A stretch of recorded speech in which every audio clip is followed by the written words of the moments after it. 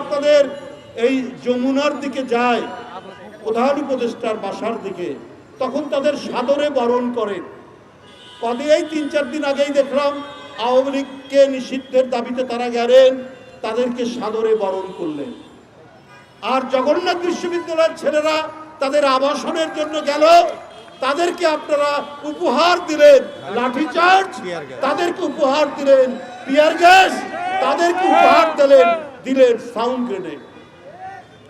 আপনি অন্তর্বর্তীকালীন সরকার আপনারা রয়েছেন, আপনারা নাকি সবাই সুশীল সমাজ, আপনারা কি সুশীল সমাজের লোক, জ্ঞানী গুণী ব্যক্তি, কিন্তু আপনাদের আচরণের মধ্যে এই দ্বিচারিতা কেন?